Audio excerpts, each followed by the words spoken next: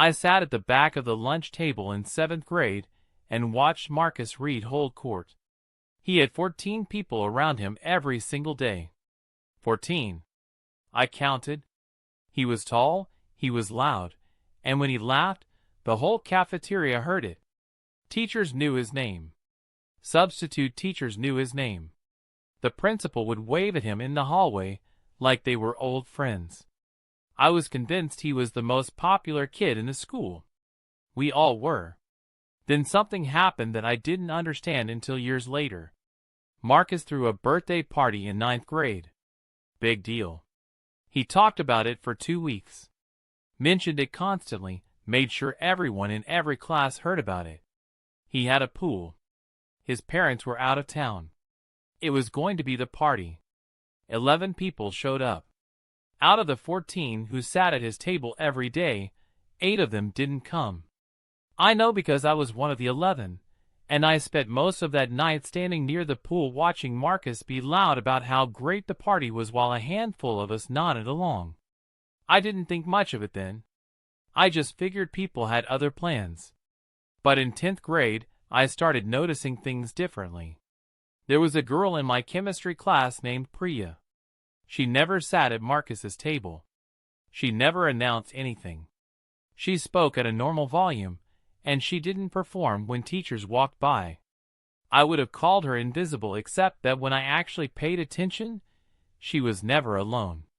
People just gravitated to her quietly.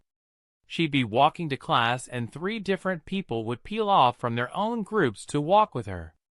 She'd sit down somewhere, and the seat next to her would fill up within a minute, not because people were competing for it, just because it was natural.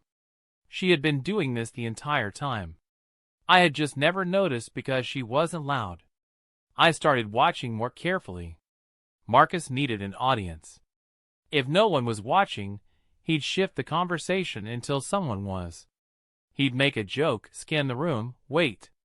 There was always this half-second pause where you could see him checking whether it landed. He collected people around him the way you collect followers. The relationship was broadcast, not reciprocal. Priya would ask you a question and then actually wait for the answer.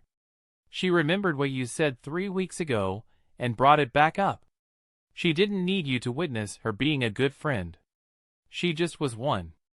Marcus had visibility. Priya had loyalty.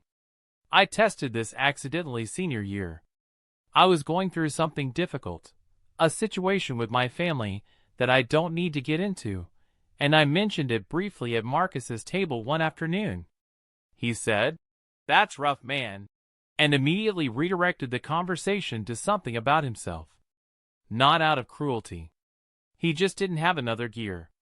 I mentioned the same thing to Priya 2 days later, not even the full story, just the edge of it. She texted me that night to check in. She texted me again the following week. When things got worse, she asked if I wanted to talk, and then she listened for an hour and a half without steering it back to herself once. That's when I understood the difference. Popularity isn't volume. It isn't the number of people who know your name or how many seats fill up at your table. It isn't the size of the laugh you can generate in a cafeteria. Those things are real, but they measure something else. They measure presence, or charisma, or the social equivalent of a bright light that draws moths in for reasons the moths couldn't fully explain. What Priya had was different.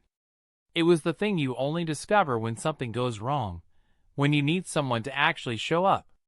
The people who show up are the popular ones, even if they never held court in a cafeteria, even if a substitute teacher wouldn't know their name. Marcus peaked in high school. He had to. The environment was built for him. Loud spaces, captive audiences, a social structure that rewarded performance. Priya just kept being Priya. Last I heard, she has the same group of friends she had at 16. They're all still close. They still show up for each other. I don't know what Marcus is doing. Neither does anyone else.